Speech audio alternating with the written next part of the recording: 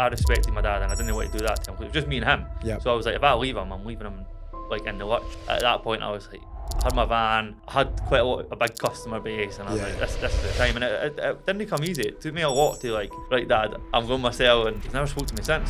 I need to get off the tools. I can't, like, I physically, looking at my dad, my granddad was still in his 70s working, like doing wee homers and that. I'm like, I need to do something. So I was like, right, by the time I'm 30, I'll get off the tools. But that came with a lot of guilt, thinking I'm not doing enough.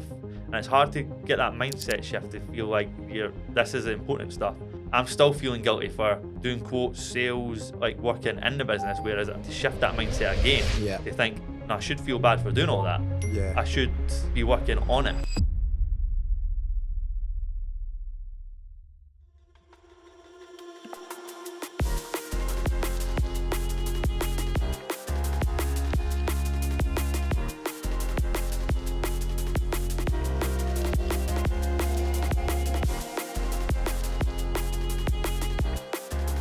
Hi guys, welcome to Taylor Talks Trades. I'm your host, Jamie Taylor.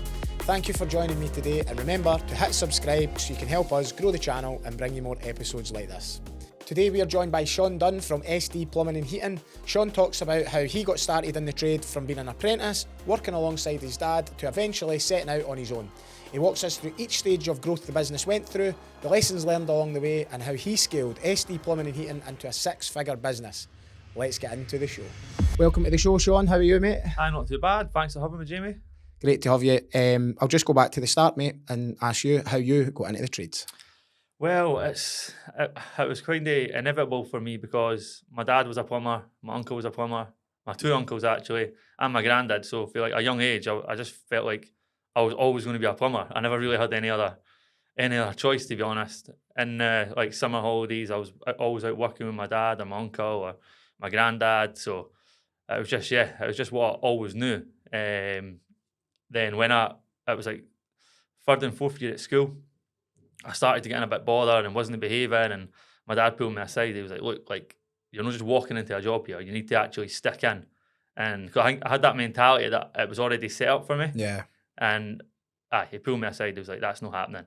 So then I started to stick in, and the day of my last exam at school, he picked me up outside in the van, and that was me away working.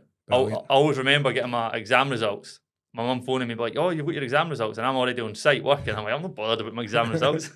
How did you actually do at school? Were you all right, or were you just quite disengaged because you had that, you knew that you were going into a trade anyway? I was never ever good at school. I was good at sport and like all the manual stuff, but when it came to like maths or English or anything like that, just the theory side, really. It wasn't interesting. And so did your dad? Did he have his own business then, and your uncles, or were they working for somebody else and you went to that business, or how? They all had their own businesses, just like the one man band sort of gig, like working themselves. But they were always pretty busy in that. So, that's interesting. So you kind of grew up actually seeing all of that. So it's a good kind of mentorship in some ways, and then you probably learn the lesson of like how not to do it as well. Do you know, like I see like what you've done with your company, which we'll get into, but it's like a lot of the time when it's like even my dad, it was like, oh, don't sign write your van. Don't advertise, just word of mouth is the way. And so like as we're skipping ahead here, but when I went to get into business, my dad was like, didn't do this, didn't do that, because he was the one man band mentality, like you didn't want to scale and all that, so it kind of held me back a bit when it came to that. Yeah. So what was the actual apprenticeship in that like itself, and working for your dad and your uncles? Like, was that what was did you get a good sort of upbringing with it, or was it more like it was quite hard because you were like the boss's son almost kind of thing? Like, what was the apprenticeship? I was really young, obviously. I was like just turned 16 when I went to college. And I always remember the guy in the college class was like, if you don't know what this is, you may as well leave. And I was like looking at everybody. Nobody else was putting their hand up. I was like, I didn't care what that is. He was like, it's a pipe cutter. Because I'd just been helping out like when I've been on school holidays and that. So I went into college really fresh. Didn't have a clue what was going on. Then the first year of my apprenticeship, my dad had this big renovation on. So all I was doing was lumping rubbish, digging holes and painting. Yeah. So I didn't get any experience for at least a year on plumbing.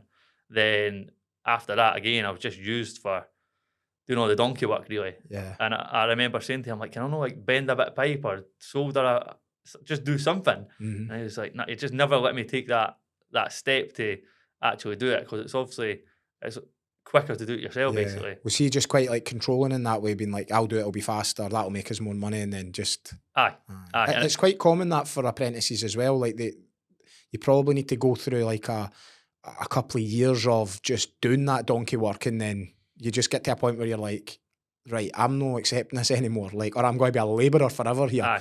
I think I did that. Like, I was always keen and trying to learn, and I'd try and get like all the, you know, if I was getting told to tidy up, obviously my trade being roofing, but it was always like really quite messy, so they stripped the roof off, and then I'm trying to get like the stuff into the skip as fast as I can so I can get back up, and I've like got the tool belt on, and I'm like, right, I'm going to like felt the roof with you, and I'm going to do this, and they're like, nah, you can just go and tidy up. And I'm like, oh my God. But it takes a while before eventually you have to kind of take it upon yourself. Did that happen for you then? Did you just sort of, or was it all the way through with your dad, like, and just never really let you be kind of hands-on? So, like, I think, like, going back to that, I think these years when you are doing all the donkey work of that, you don't realise it, but you are building, like, your work ethic and all that other stuff in the background that you don't know it's actually happening, but it's all this good stuff that helps you later on. And I wouldn't say I started learning really until I started doing like jobs on my own, like homers and stuff like that. And it's like you're making mistakes, so then you're like, oh, right, I'm not going to do that again. And that's how you start picking up and learning. I can relate to that for sure. I can relate to that. That was like, I always felt like, I remember being like, it was probably like third year or something in my apprenticeship, and I was like, am I ever actually going to know all of this? But then I did start, like, because I got my driving licence and I had a van and stuff like that, I was like, I did start actually going and doing my own jobs, and that's where you find out, right, there's no like anybody to phone really after this. It's like you need to get it right, and if something goes wrong, you have to fix it. So you kind of get that bit of, you probably learn through the responsibility of it all. Because you're like, if this leaks, well, for me, it was a leak, and probably similar in your case as well. It's like, if this leaks, they're going to phone me, and it's going to be me having to come back. So I think probably, like, if there was any apprentices listening, and that's probably what the advice should be to them, is like, it's teaching you resilience. It's teaching you to see, are you actually passionate about the trade? Because if you're no willing to stick out those sort of early stages and then come to life with it, then it's probably not going to be for you, and it's probably why so many apprentices actually drop out, because they can't do the hard bit. It's a bit lower pay, it's hard graft, you're not really learning. You need to sometimes probably feel like a wee bit of an idiot actually, because you're like, I just didn't know how to do this. And I think especially now in this day and age, the kids are so entitled, and they're seeing everybody online like making money this way, making money that way, and they're standing with a brush sweeping up a house or under a floor, and they're like, why am I doing this? But it's like, I think the way things are going, the trades are going to be booming because the way AI is taking over and all that. So I think like the young kids really need to stick in and get a trade. But it's going to be, they're saying it's going to be the next generation of millionaires, aren't they? Yeah. Nah, definitely. It's you know, it's days going to come kind of thing. It's like we've been in this sort of valley of a despair, like we spoke about before, this valley of despair that just feels like so long. I think people's been saying for the last 20 odd years that there's a skills shortage, the trades are struggling, but it's probably as prime time to have a trades business. And I think if you can link that in with AI, automation and stuff, then it should leave probably more time for actually people getting practical and learning properly and coming into it. So hopefully that's the way it goes, mate. For sure. And so when did you finish up with your dad then, and how did things progress from there? So I stuck with my dad for quite a while, but remember the recession? It was 2008. 2008, yeah. So he went down to a 4-day week. Right. And at the time I was like, Charlie Mullins will only be happy with that. to start with, I was like, I never drove at the time. I had my license, but I never drove. Never had a pot to piss in, so I was skint. Worked Monday to Friday, but we done really long shifts, like 6 in the morning till 8 at night. So he had a lodge up north, so he could go up there. So I had a long weekend, but I had nothing to do. Yeah. Twiddling my thumbs. And I remember I was out at work and I got a notification on my phone saying I had been accepted for a £900 overdraft. I was like, oh. So that I finished work, went straight to the bank, took the whole £900 out, and went and bought like an old scrap transit van, covered in rust, black wheels. But I loved it. Like, I got a roof rack, I got the pipe tubes on it, and I was like, "This is brilliant." My dad was like, "What are you doing?" I was like, "I'm going to go and do jobs." That's amazing. So on a Thursday, I don't know if you remember, like Rated People, My Builder, and all that. Yeah. I got myself set up on all that, and like during the week, I would basically sit on it every night after work, just refreshing it. A job would come on, I'd buy it, changing a tap or whatever. Yeah. So that's how I kind of started. I'll just be buying the jobs and doing it on a Friday. Yeah. So 4 days with my dad and one myself. That's brilliant, eh? Aye. And you would have been learning 10 times more Yeah. for that than anything else. Aye. Like I say, that's when You're- I started learning. Yeah, you're then getting used to actually like winning your own work, essentially, going out and having to give them a price and all the rest of it, and then actually getting paid as well. Aye. So it was such a good process, and I got to the stage I was making more money on the Friday that I was making all week. Yeah. But I still knew I was young, and I knew that was like the foundation. I needed that to keep learning and getting experience. But that was just a wee bonus, and that's when I started getting a bit more savvy with money and stuff. Because like before then, I would just get paid on a Friday and it'd all be gone and stuff like that. But I just started making a wee bit more. It's like, right, you can tuck that away and all the rest of it. But still, I always say, I think the younger generation now that I see, if a subby comes to me and asks for work, I'm like, aye, right, no problem. They want fortunes. Yeah. And I'm like, that's the only leverage you've got as being a one-man band, that you can be really cheap and get the volume of work. Because if you try and be the same price as someone who's got an established business, they're going to choose an established business. Yeah. So you need to be cheap to try and win the work. Yeah. So I was just undercutting everybody at the time. Yeah. And eventually just grew and grew and grew. Then it went on to the Saturday I'll be working, and I had my mates helping me and stuff like that. So it's just kind of evolved from there, really. Yeah, it's a good foundation to pick up. Like if I, like again, just relate massively to it because it was similar for me, but I was doing like, I just had to work every weekend because I settled down quite young with my wife Kelly, and then I had 2 stepkids. So it was like at 18, like even on apprentice wages, like I actually had kids. It was like mad. Do you know, I was going to college and like all the guys were like, what? Like I was like, stepkids and that. Like I've got my missus, she's a wee bit older, and it ended up like I couldn't really survive on the apprentice's wage. So it was almost like every weekend I was doing like Chinese deliveries. Aye. I was like cutting, like I had a wee grass cut and run. And I would turn up in like my boss's roofing van, and I'd be like, the company was FRS Roofing and Building, and then you would just see this big lawnmower coming out the back of it and me like cutting the grass. You know, it was crazy. And but I would always do homers as well, but only if I could really get them. So it wasn't at that point. It was just word of mouth, and it became, there's this wee guy Jamie. He's a roofer. He comes out. He does a good job, and he's nice and cheap, like what you said. So I would be doing that, and then eventually I was like, I did just get to a point where I was like, right, I'm going to try and see if I can make what I'm doing over these 7 days, because I was basically working like almost 24/7. I was like, if I can make what I'm making those 7 days in 5 days, then I'll be happy. And it sounds like you were kind of going the similar way, because now it was becoming the Friday, Saturdays making you more than the Monday to Thursday. So when did you sort of take that plunge, pardon the pun, but to go for it? I was quite a late bloomer, to be honest. Because it was my dad, I had my loyalty to my dad. I didn't want to do it because he had put me through my apprenticeship and all that. So I didn't do it till I was like 28. Yeah. So I was quite late, and like equivalent to a lot of people that do it as soon as they finish their apprenticeship. Yeah. Whereas I respected my dad, and I didn't want to do that to him because it was just me and him. Yeah. So I was like, if I leave him, I'm leaving him like in the lurch, basically. So yeah, I was quite late. So, but by the time I did do it, I was getting to the stage that like I was bringing in that much work that I was getting him to help me. Right. So he was like, I'd be like, right, I've got a job that's going to take 3 weeks. You help me on that. We'll go half hours. And it went like that.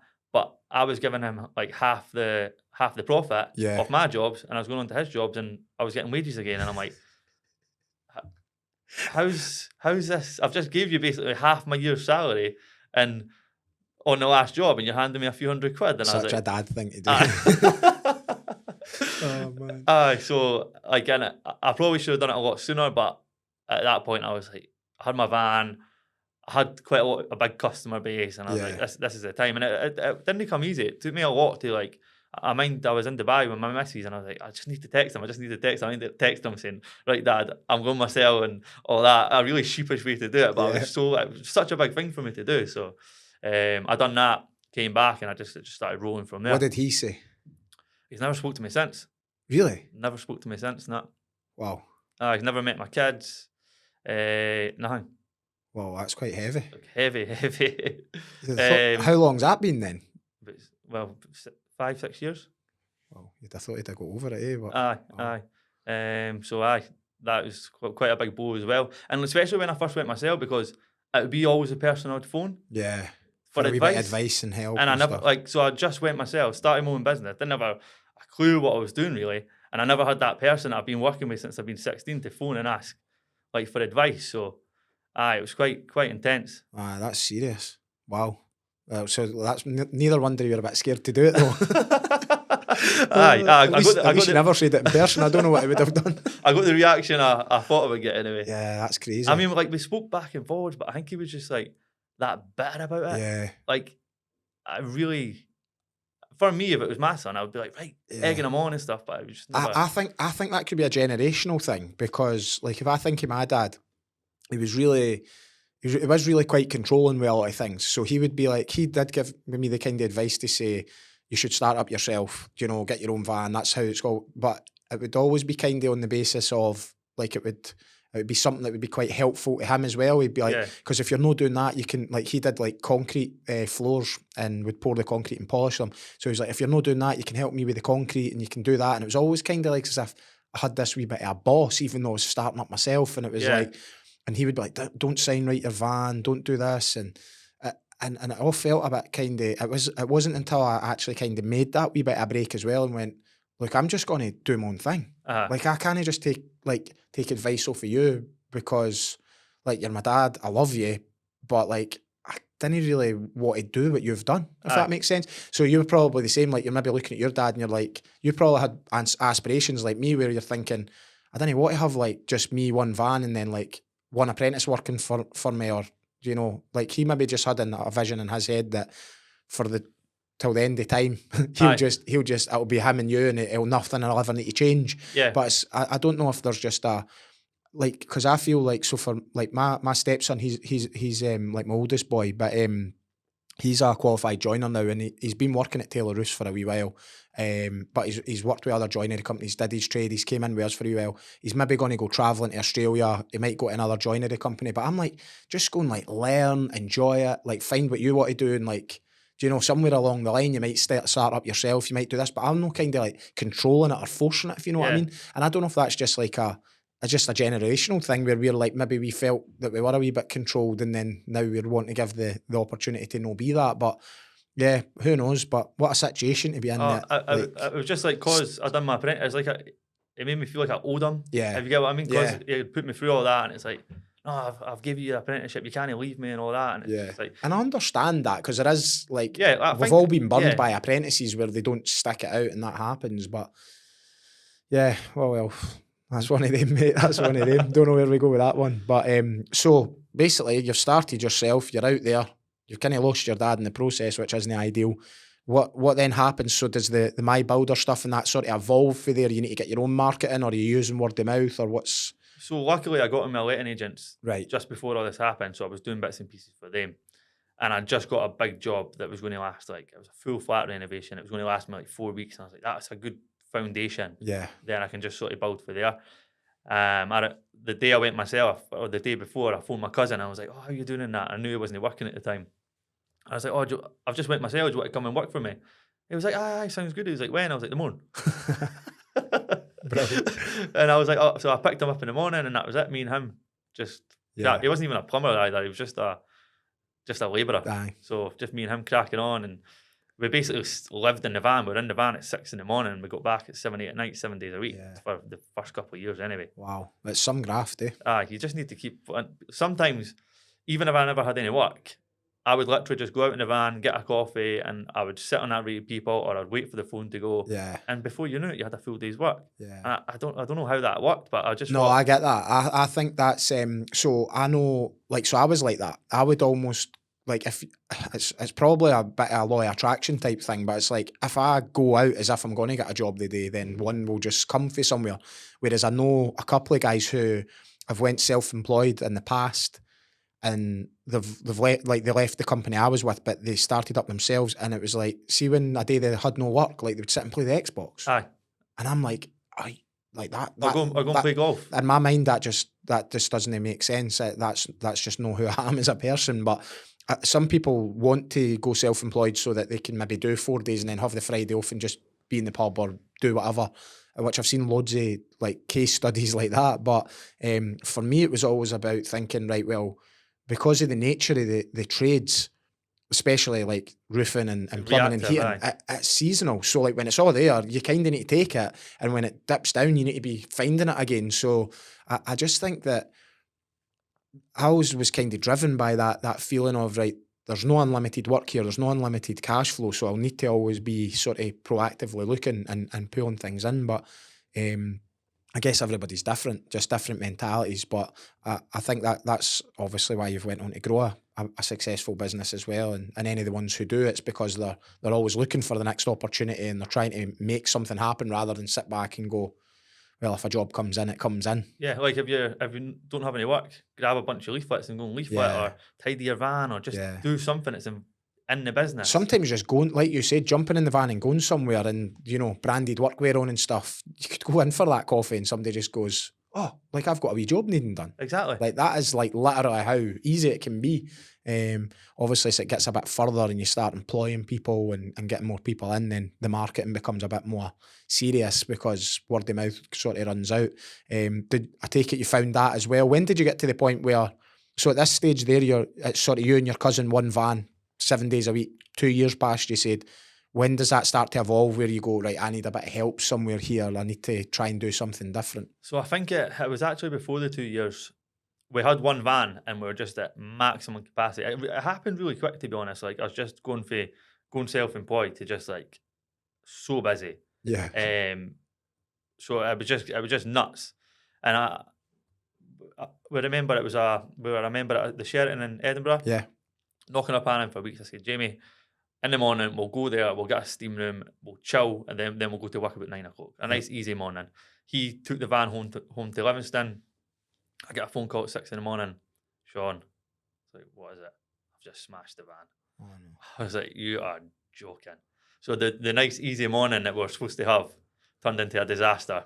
So I got the van recovered. I was like, I have no van now. All this work and no van. So we actually walked out, like got taxis and buses to all the van garages around Edinburgh. Finally found one that would sell us a van. We got the finance on the van. So got that. Then a few weeks later, by the time we got the other van back, now we had 2 vans, like by mistake. Yeah. So it wasn't even a plan. It was just a total mistake. That's amazing. So I was like, oh, like you can go in that van, I can go in this van, and we could do double the work. So that's good. He drove as well then. Aye, that's good. Apart from smashing the van. Aye. But then you maybe wouldn't have took that step if that never happened. It all happens for a reason. Definitely wouldn't have, because you'd have been in the comfort zone of, right, I'm just working constantly. This is what we're getting. This makes sense. Let's just keep it rolling. It's very difficult to then stop and say, what would 2 vans be like? What would 3 vans be like? I'm actually trying to think as well. Like, I'm positive that's very similar to what happened to me. It was like, I had 1 van, but the guy that it was me and my brother that, like, I started up, and very much like your story, it was like, I picked my brother up at the school gates at like, it was like the half day on the Friday, and he'd just signed all his leavers for him, and like I picked him up and he was like, oh, you're taking me home today? I was like, no, you're going on a roof. You said you wanted an apprenticeship, this is it. And we just started from there. And but I found out quite quick, like he was going to be going to college like 2 weeks at a time for the first year, then 2 weeks back. That's the way that it works in the roofing apprenticeship. So I was like, 2 weeks when he's away, I'm going to like literally just be myself. And then I was getting like kind of bigger jobs. So it was fine if you're maybe like, you shouldn't really be working as a lone roofer really, because if you're putting ladders up and you're doing stuff like that, you should really have somebody with you anyway. So I quickly found, I was like, I'll need to take on somebody else. So I had like 3 staff from like pretty much the get-go, because I was like, it's impossible kind of no to. So it wasn't that I had this big ambition straight at the beginning to go, oh, I'm going to have like loads of staff and loads of vans. It was just, that was the necessity, like with you with the van. But then none of them drove. Like my brother was like only 16 at the time. And then the guy that I took on, he was like a skilled labourer who'd been a roofer with me in at our previous, like where I'd served my apprenticeship. But he'd lost his apprenticeship and stuff. Anyway, long story short, I put him back to college, got him qualified as a roofer and all of that. But he didn't really have an ambition to drive.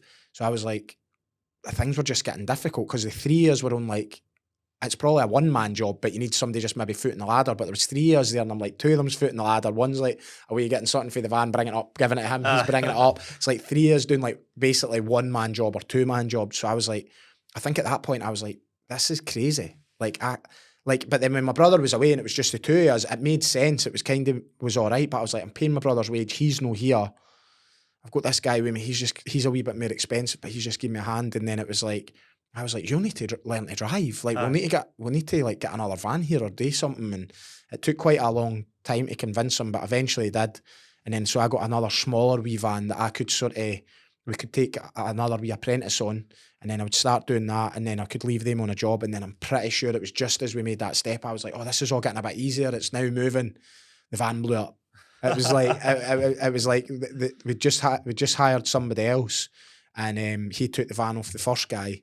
And there was like there had been a diesel leak, but they weren't telling me about it. They were just kept filling it up. And then I didn't put it into the garage to get to the root cause. And then somebody took it. They never knew about the diesel leak, and it just blew up. The early stages are so hard because you're dealing with, you can't attract anybody that's decent.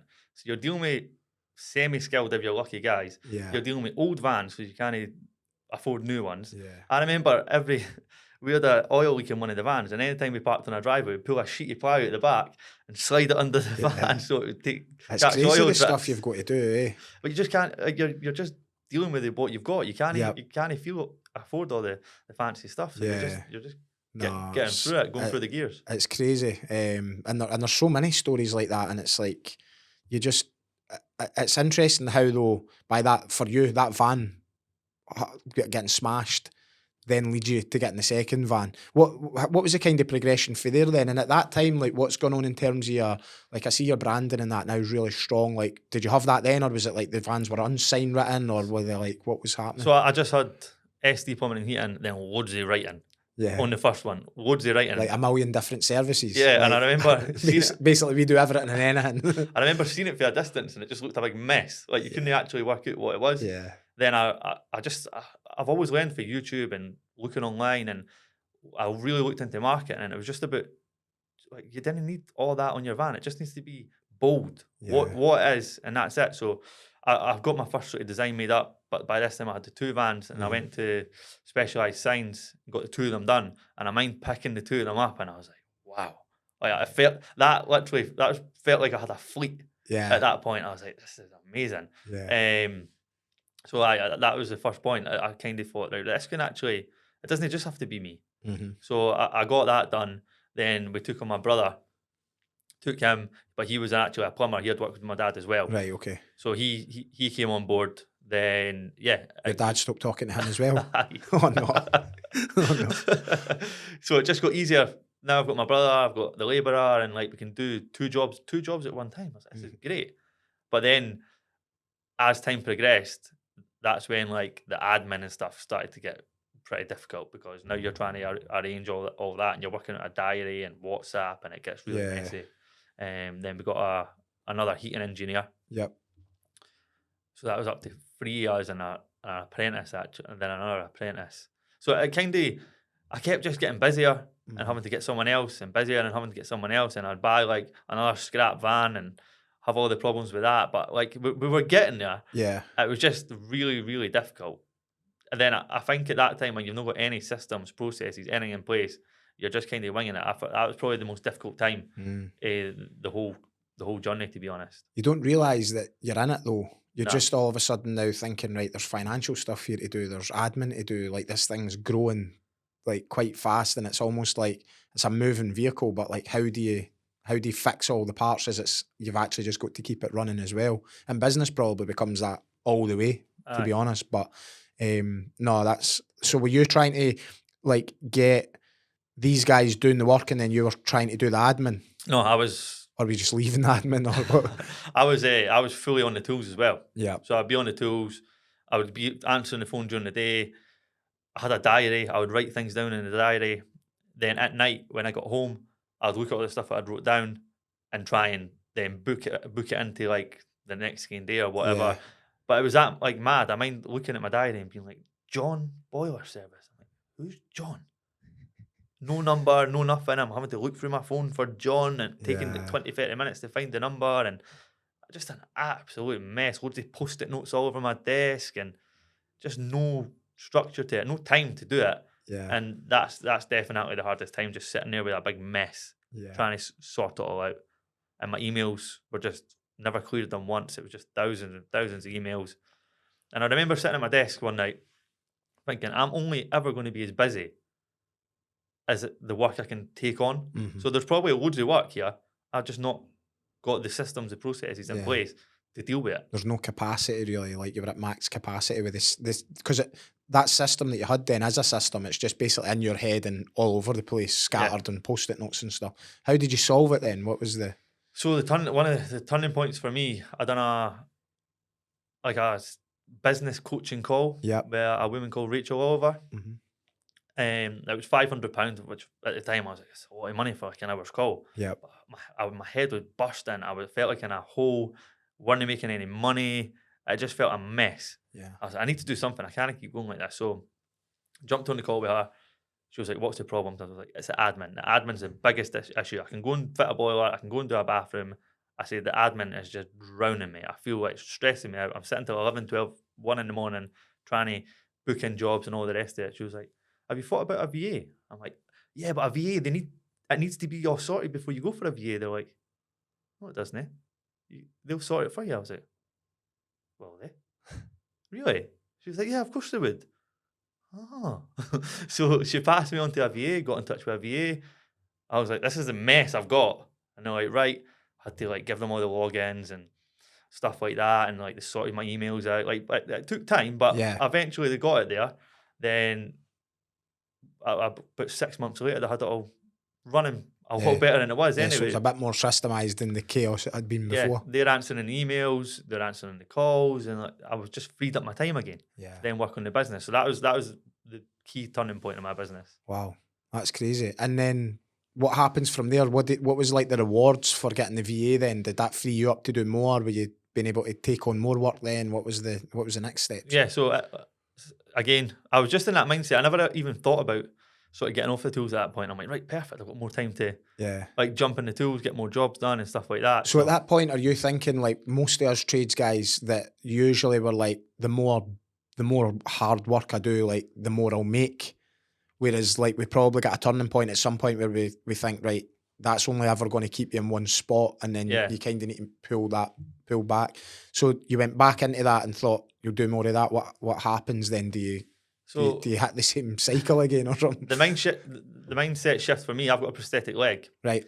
So I was like, I can't be doing this forever. I was like, my leg's not going to hold up. Yeah. Like I was getting like, my hip was sore, and I was just like, I need to get off the tools. I can't, like, I physically, looking at my dad, my granddad was still in his 70s working, like doing wee homers and that. I'm like, I didn't want to be like that, crippled at that age. I was like, I need to do something. So I was like, right, by the time I'm 30, I'll get off the tools. Yeah. And that was my goal.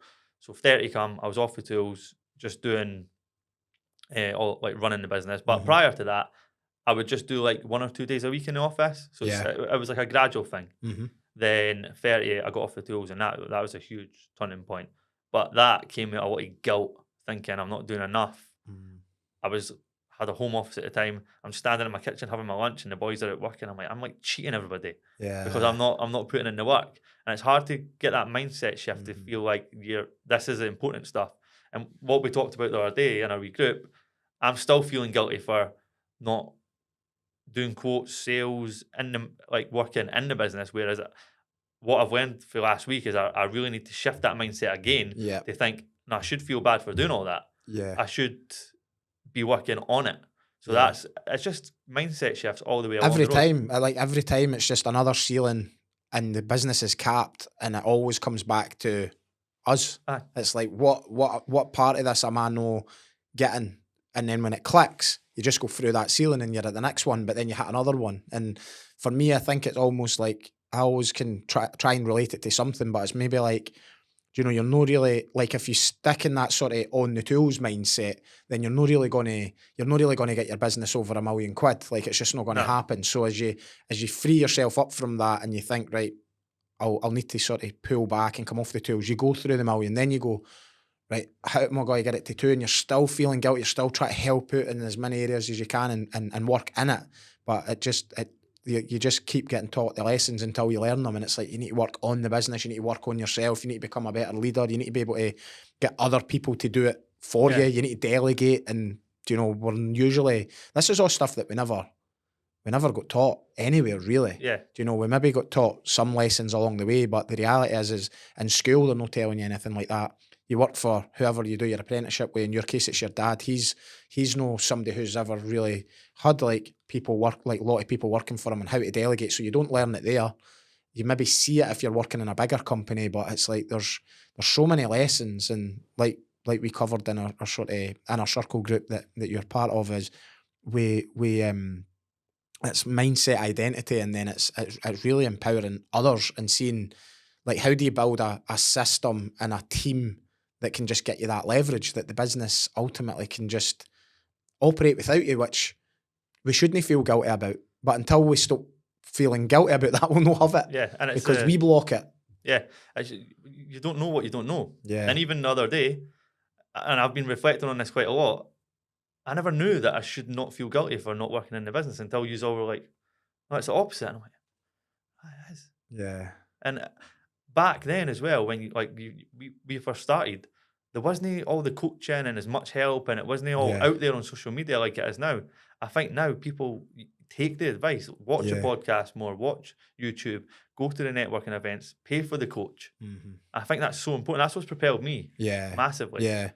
I think I was the same, because I think my first 3 years, I think it was, in business, like I did it all alone. And I was like, I couldn't really learn from my dad because I was trying to like almost no be like the way he was in business, because that wasn't what my end goal I wanted it to be. And then I was like, right, okay. And like he was great with like saving and probably like living within his means and actually making money. He could always go and make money. He was good at that, like the hands-on stuff, but never understood the marketing, the sales, the admin, the finances, none of that.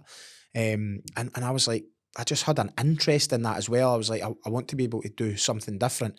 But those first 3 years was like chaos. And just, you're learning as you go a bit by just default being like, right now we've got 2 vans because circumstances made that happen.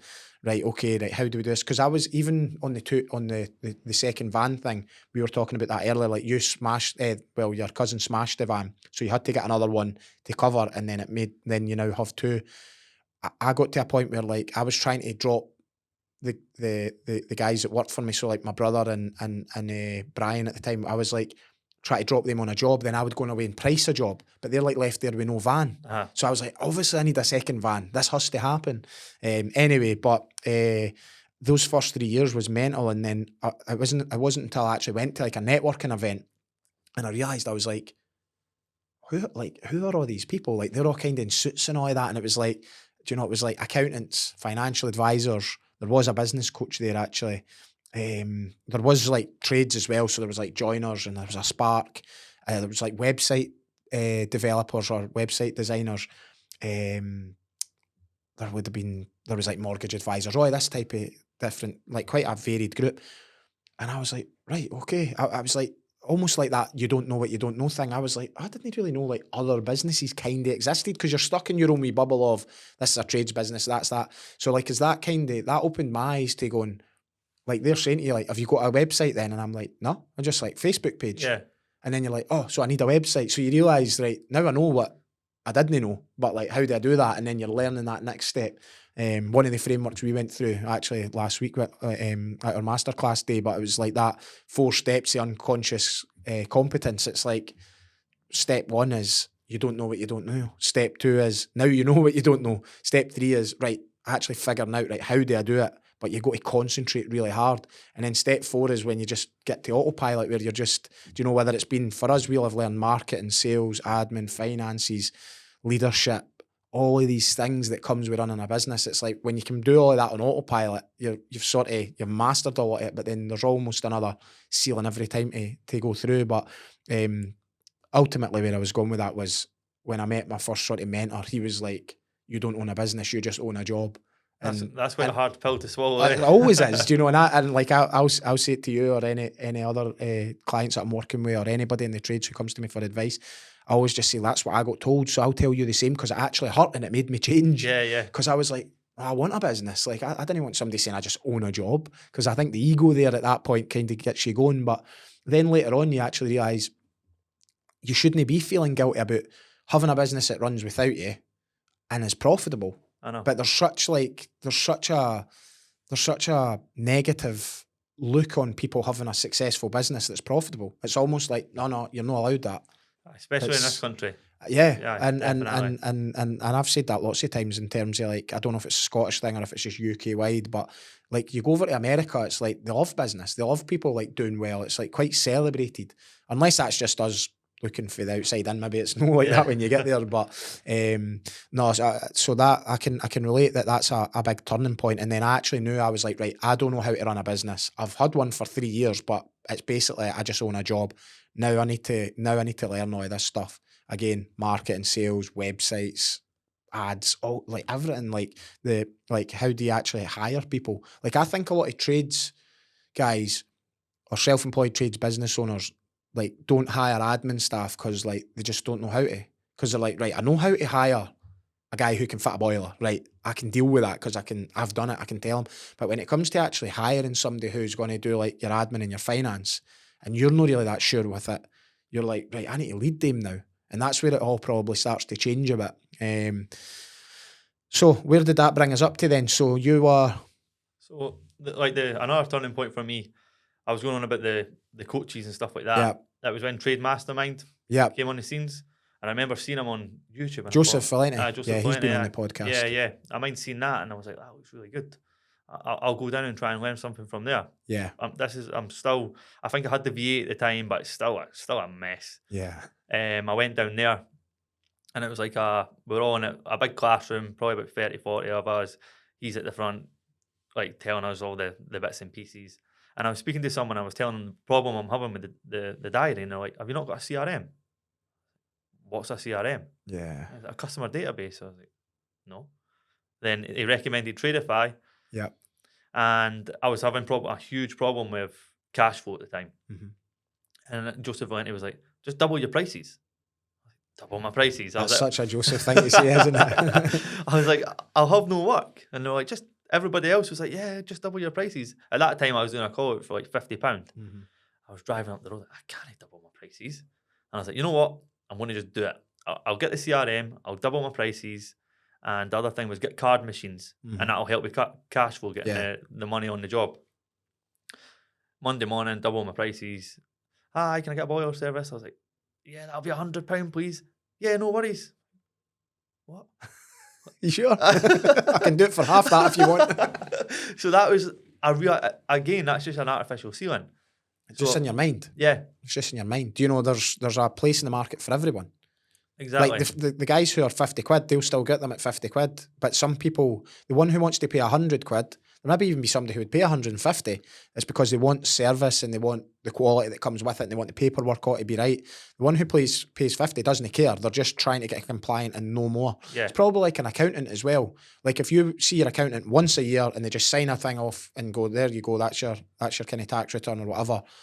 Or it's your accounts getting done and that's like 9 months after your year end. Yeah. That is crazy. Like you're looking at the business is 18 months down the line, really.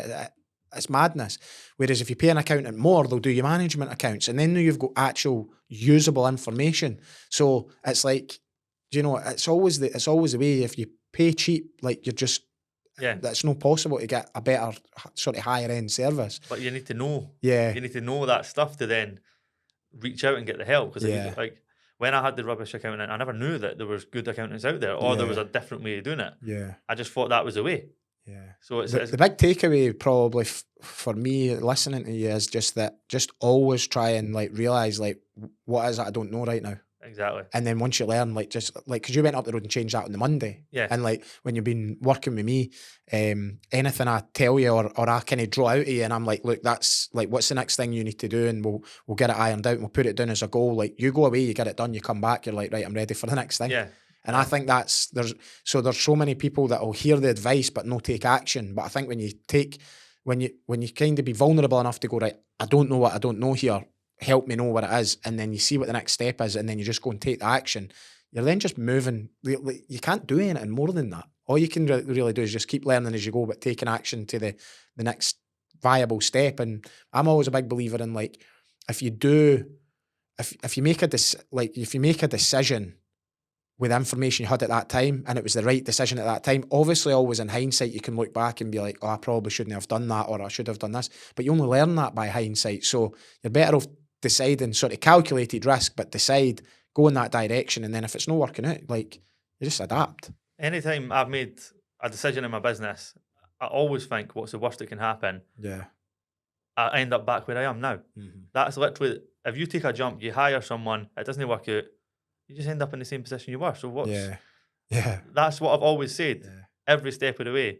The worst thing that can happen, I'm going to end up on the tools where I am right here, right now. Yeah. So I held on to that for such a long time. Like, I used to always, like, I think it was a coping mechanism or like a safety net. I'd be like, well, if this all fails, I'll be on the roofs on Monday and it'll be fine. I can still earn the wage I used to earn before, you know, and then you go, and I'd probably actually earn a wee bit more, because now with my mindset, like, if even I had to go and work for somebody, you'd be like, right, this is the rate I want. You'd be able to sort of negotiate it better with all the experience that you've got. But that's always a good wee safety net. And I think that's common in the trades, well, probably in business in general, but it's almost like, right, where if I fall back, how far am I falling? And it's like, right, that's the new safety net. Well, my gas safety came up for renewal just after I came off the tools, and I came through the door, and I'm like, well, I do it, and then my missus was like, you need to do it, like, what if it doesn't work out, and like, now you can't fit boilers? And I'm like, I was just seen as a safety net, and I was like, I want to remove that. So now I'm not a gas engineer anymore. So you didn't have a plan B at that point. Yeah, and like, I was like, this has to work at all costs. So I was like, I think I needed that to then be like, right, that's behind me now. Because like, even now I still go about with a screwdriver and grips and adjust with my cutter just in case. But before, I would be going about with a full tool bag. And if anybody needed help, I'd be jumping in and helping them. I'm like, it's hard to stop that. It's an identity thing, 100%. Like, it is literally like laying down the identity of going, and I've said it many times on my podcast, but other podcasts as well. It was like, I had to say and accept, like, I'm not going to be like the best roofer, because I'm stopping being a roofer now. I'm laying that identity down. Now I'm going to be a novice business owner. And then you just try and get really good at business, and you build all the skills up there, because you can't really, you can't keep fitting boilers, but get better at marketing or sales or ops or recruitment or whatever it may be. So at some point, and that is a tough one, because it is our armour. It's everything we've built ourselves up to be. It's probably the first thing that we left school and finally went, I've got a bit of like paper here that says I am a qualified gas engineer, I am a roofer, or whatever that trade is. So you almost like to lay that down it is scary. But that's why probably a lot of people don't do it. They just hold on to that, and then, they get to a point where they go, it's impossible. Like, my body has actually given in. I cannot go up a roof anymore. I can't get in a wee cupboard space here to fit a boiler anymore, or up and down flat stairs or landing stairs or whatever. You see it all the time, like older guys have not got a pension and they have no choice but to keep working. And that was a big thing for me, seeing the older guys on the sides thinking, I don't want to be like that. Like, hats off to you, nothing against you, but that is just, it looks grim. They're literally sore every day trying to move and go to work. It ruins your body. I know. I look at my dad and he's like got a new ankle. He needs another one on the other side. He's had a new hip. I think that's actually worn out, and he needs another one. Because when he got the new hip, they were like, right, you'll need to stop working. And he was like, right, that's fine. And then as soon as he realised, like, he could work, he just did it. He just like, and because it's like concrete floors, it's like lifting big bits of mesh to lay in. And, you're just constantly like, just wearing down your bones. And so like, he can't do that job anymore now. That's him. And then he tried to be like a fencer, because he's like, I can still do that. And he was like, so he kind of started being like a self-employed kind of like gardener, essentially, just going and doing like odd jobs and keeping his cell going. And it's because the mindset's never changed from being okay with like no being physically busy. So like for yourself now, being sort of like a step back off the tools and running the business, like you're busy running the business, so it keeps you occupied, but it's a mental capacity rather than a physical capacity. Probably why things like going to the gym and keeping stuff like that up is good alongside business, because you still get that physical aspect that we probably need as humans. But I think you just see things like that and you go, no, that's not for me. But I think it's coming a lot sooner for people now. Like, I think you see a lot of the generations that's coming through, there's so many that's like, get off the tools. Like, I think it's a lot more common than what it used to be. Whereas you used to, like when I started, like it felt like there was only a few companies in each trade, Yeah, and they were quite definitely. big. Like they all had like maybe like 30, 40, 50 people. I think there was companies in Edinburgh that maybe like were like sort of all trades, and they'd have like 100, 150 employees like all there. Whereas now all of them people are probably all dispersed and they're all over Edinburgh now, and you've got like, 100 roofing companies, 100 sort of plumbing companies, whatever it is, and it's all broken down. But now you've got the social proof that it can work. Like people will watch this podcast and be like, I can do that from a young age. Yeah. So I think people will be more inclined to go themselves. Yeah. Like I've had young guys leave and go themselves like in their early 20s. I'm like, brilliant, on you go. Yeah. It's not going to be easy, but like, good luck, sort of thing. You just do what your dad done, never speak to them again. That's it. That's savage, you cannot leave. Yeah. You're probably a bit more forgiving than your dad, though, and you wouldn't just no speak to them again, I'm hoping, but I think I'm more so, right, go on, egging him on because I had the way he was with me. So yeah, definitely. That's learned experience. No, that's good. And so where are we? I think we've sort of covered the journey quite well there. We've sort of seen how you got in the trades. We've seen how you made that jump over and you got things going. Where's modern times at now? Like where's the company at right now? How's it doing? How's it performing? What things are you doing that might be different for other businesses, or like what's working for you really? So I was going round in circles for about a year, just grafting, and I felt like I wasn't getting anywhere. Then that was when I reached out to you and I came to the wee networking thing, and there were 6 of us in the room, and I started working with you, and you were just dropping the wee golden nuggets each month. And that's when last year the business propelled, because I brought on the bookkeeper, changed the accountant, got the operations manager, the office manager, now a salesman. So it's went from strength to strength just because I was getting the knowledge and seeked out that help. Because when I was just going round in circles, I couldn't see any way out. I was like, why am I even doing this? But yeah, and I always thought the business would grow over time. Yeah, just if I keep doing this for the next 10 years, in 10 years' time, it'll just naturally have went up a bit. Yeah. Almost like property, like it'll just, maybe the prices will just go up a wee bit, the thing will grow a wee bit. Yeah. But then I realised that I need to make it grow. Mm-hmm. I need to make things happen. I need to take the action. So since I've started doing that, it's been unbelievable, to be honest. I think, like, I remember the first time, well, you came along to like one of my half-day events, and I sort of delivered like a lot of my teachings, but kind of crammed into a half day. So I think that kind of spiked the interest a bit. And then you were like, right, some of that makes sense. And then when we started working together, I think the way that I broke it down, so I basically showed like that 3-circle analogy of, here's the functions of your business. You're right in the middle of all of them. And the only way that you're going to get freedom from it is coming out of it. So you'll need somebody doing admin and finance full time rather than a VA. Yeah. And then if you're getting people in, you're probably not going to be able to run it the back bedroom anymore. You're going to need to have an actual space. So, but everything that I told you, you actually just went, right, I'll go and do that. And actually, to be fair, like, I don't think there's ever been a time in all the period we've been working together that the next month has came and you've not done the action. Yeah. Exactly. So every time I've went, this is the next step. I believe this is the next step for you. And then you've went away, you've hired the person, you've got the premises, you've hired the other person. I think you promoted your guy, one of your guys up to supervisor. You got the salesman in. So now them 3 circles are sort of, there are 120 hours a week there that they can spend on running the business, whereas you can go to more that sort of stage of manager of your own business almost. So it's giving you that freedom.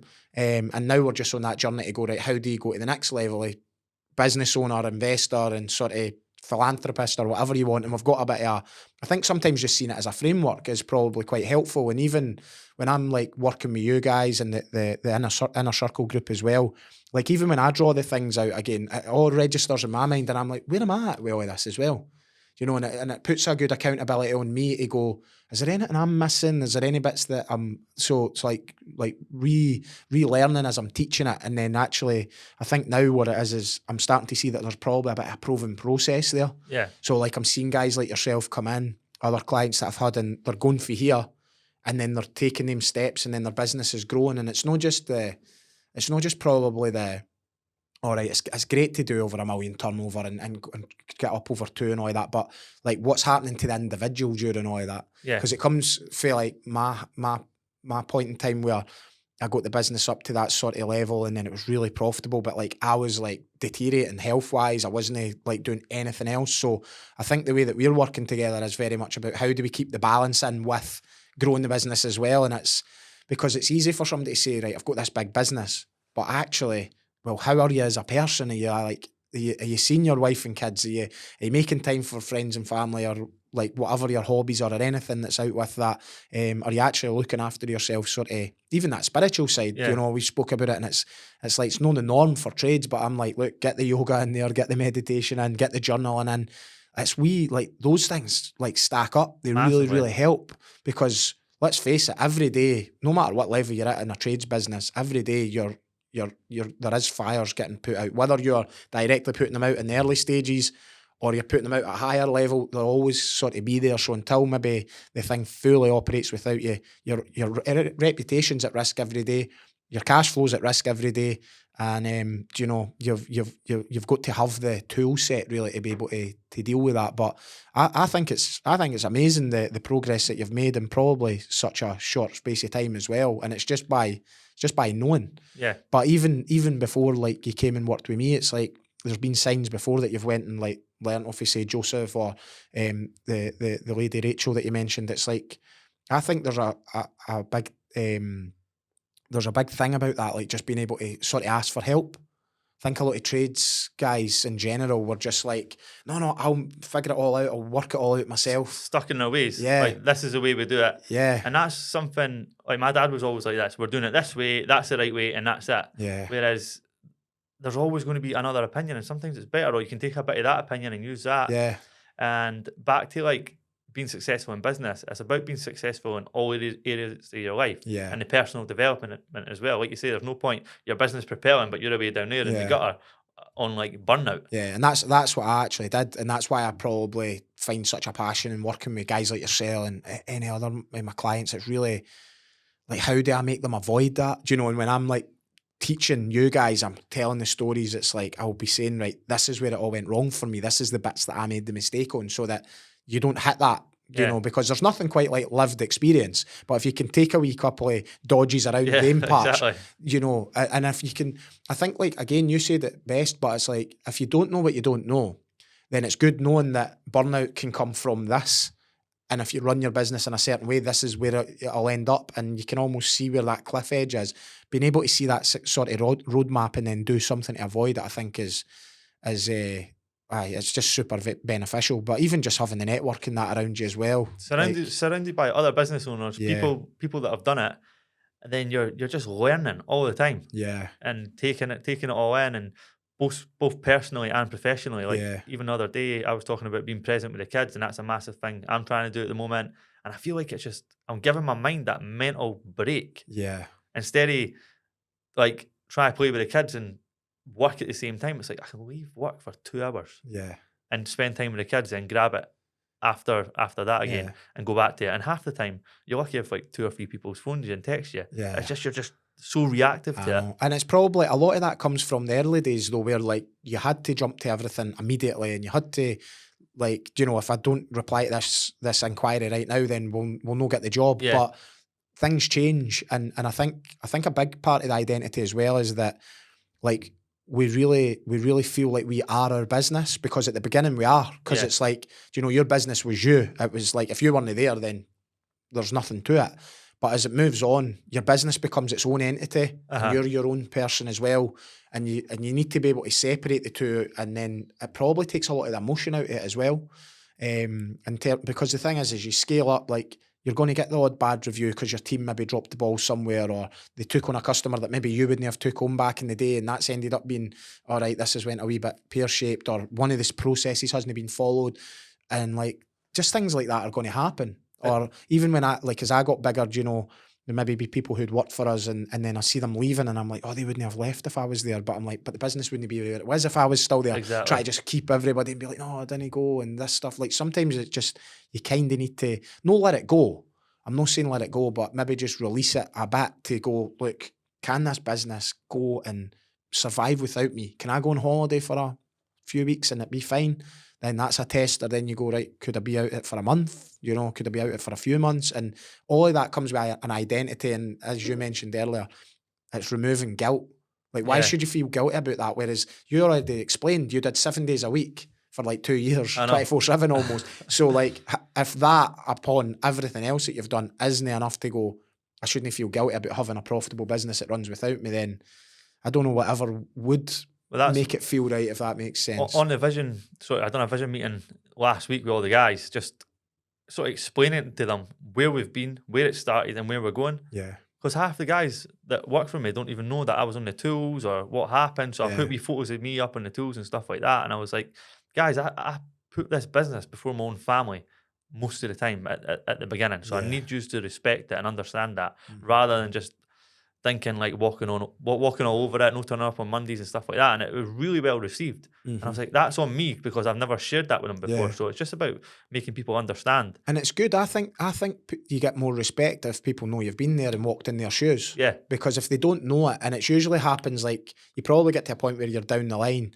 and you don't really, like, especially for me, like, whereas like I don't do very much hiring within my business, and certainly like roofers or that sort of level. So like, for me, I can't really tell them my origin story, if you like, and say, look, I was like this and blah, blah, blah. So it kind of gets a bit lost, but where we're trying to get better with that again is almost just your onboarding process, and maybe giving them the brochure saying, here's how it all started, here's what we're going to expect. And we've like had that stuff in place, let it slip, and then we're putting it back in again this year. Because sometimes you just get busy being busy, and then you go, everything's fine, and then you go, those little wee things that got us there are sort of the details that matter. So for you, what got you to be able to be the business that you are now is like that good customer care, like getting back to people quickly. So you just need the team to be able to do that. And when you build a team that can do that, it's leverage, and it's the best place to be. To build a successful business, it's just doing all the little things right. Yeah. All the small details right. Yeah. And that's it. Because like at the end of the day, you could do the best roof in the world or the best boiler in the world or the shiny pipework, but if you scratch that woman's wallpaper coming up the stairs or have a leak, it's like they're going to forget all the good work and just remember that one thing. And it's how you handle that mistake if as it well. happens, yeah, I've seen it many times where our guys have done an amazing roof, but like managed to put their foot through the ceiling or something in the process, and you're like, oh man, and it does. That's the only thing the customer can see, because they're like, I've got a hole in my ceiling. Like, you came to replace my roof and you got a hole, and it's just like, you just have to have processes that's like, all right, this sometimes happens. Here's how we do it. I think we're doing like 1,800, 1,900 sort of roofing jobs a year. So like, you're going to go through the odd ceiling. It's just kind of, unfortunately, par for the course. But you try and make sure it's limited, and you make sure that if it happens, here's what we do about it. And that's really testament to a good business. All you can do is like, how do you react if something goes wrong? It's probably more important than seeing a company that's got nothing but 5-star reviews, nothing's ever went wrong. You're like, wow, that's they're either got a miracle of a thing running here, or they're just suppressing that and making sure that nobody can see like any of the real side, essentially. I would say I made quite a big mistake about a year ago.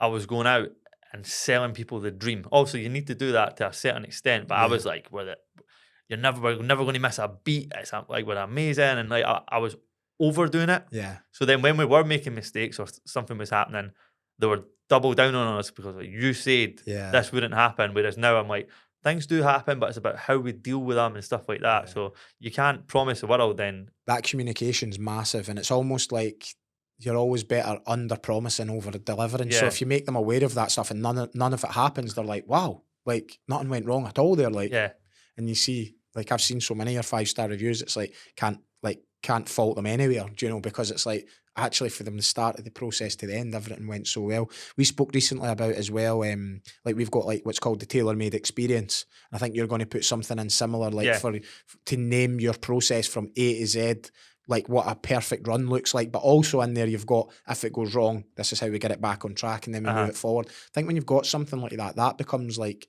your pitch to the customer to say, here's your system, this is how we operate. If it goes wrong at any of these parts, this is what we do to get it back on track. at the end, you'll always be satisfied. Yeah, Even exactly. if we went through your ceiling, We'll fix it. We will get you to the end and you'll be happy. And like, unfortunately, there's a wee bit of, it's no ideal. We wouldn't want that to happen to anybody, but mistakes do happen. So you're being upfront from the get-go and how you deal with it. I don't think you can do much, say much fairer than that. Managing our expectations, say this is a process. It is going to be stressful. We're coming into your house, we're ripping it apart, we're doing X, Y, Z. Yeah. It's not going to be great. Yeah. But this is how we deal with that, and this is what you're going to have at the end. Yeah.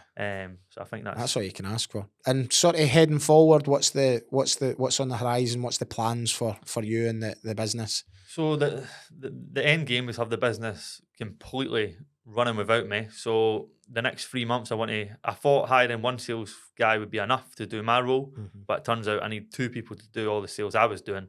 So get the second salesperson in place, then I'll need to get someone in place to do the marketing. Because like right now I'm still like posting, editing videos, and you make all these steps back and you think, oh, when I get there I'll do it, and it's like, oh no, actually I've still got all the ladder to climb. So there's a lot of hires to make, but I can see the path. Yeah. So make hires. I'll need to like expand the engineer team and stuff like that. So a good few hires the next couple of years, and hopefully I'll be at the top and just overseeing the business. At least you've got a vision for it as well. Like I think that's more important than just, right, I'm just working hard and I'll just keep going forward and seeing what happens. Now the fact that you're setting out how it looks when it's finished. Yeah. And that was an exercise we did last week as well. Like, how does the business look at the end? Like, what does that actually look like? And just having that there probably means that when times get tough as well, it's something to pull you through, to remember you, why am I doing all this again? Exactly. And I think that when we're in those early stages, it's very difficult to see like why we're even doing it, because you're just working 24/7. You're not seeing your family. You're not really seeing any of your friends, and or doing anything other than just work. The first 3 years, like you said, I felt they were the worst. And you get in really but I did anyway, some dark times on your own in that office at night with your head in your hands, like, what am I doing? Yeah, that's a good point, mate. That's a really good point. So like, it's just to say to people, there is light at the end of the tunnel, just keep pushing. Yeah. And eventually it just sort of clicks. And for me, it was when I first started working with you. Yeah. That's when it all started. All the years of hard work, it was like, right, this is the year. It all clicked, and now I'm out the other side of that year, and it's amazing to see. I think as well for you, it's like, because, you know, like you do the work though. Do you know what I mean by that? So it's like, I think that it's been great that we've kind of came together, and that's been the path that's led you to me, and I've went, look, this is a framework, this is how I do everything, this is how I believe a business should be run. So I'm passing on them philosophies, the frameworks, all of that stuff, but it's like, it doesn't work if the person coming doesn't take the advice and action it. I've seen many people that's came and they've not, like, I've showed them exactly, this is your next hire, this is what you need to do, this is how I would go about it, this is the job description, the full shooting match, that's everything you need for this person. And then they just don't do it, and then they stay stuck, and then it's like, you can only do so much. So it's testament to you for continuing to just push through the barriers, even when it's probably hard to lay down certain identities and create a new one. But it's great, and I'm looking forward to seeing how far you go. Do you know? I know that you're now getting that knowledge, the sort of accountability from me, but the community from the group that we're working in now as well. So even just sometimes that WhatsApp group chat, it's just like an extra bit of accountability, an extra bit of sort of community there. It all adds up. It's really helpful. One other thing I was going to say there was when you mentioned that about how hard business can get. I remember in the really early days, and it was probably maybe before I met that mentor, or just round about that time, it was like almost got worse before it got better. But I had like this wee sort of storage unit that we had, and I'd built a wee office in the corner of it. And I remember sometimes it would like, I would fall asleep up there. It was just like, it was just up the road from where I lived, but I would stay overnight, and the guys would come in the morning, and I'd like hear them banging the door, because it had to be like metal door locked. And they'd be like, right, where are we going today, boss? And that. And I'm like, oh my God, like, I've actually stayed overnight. Really?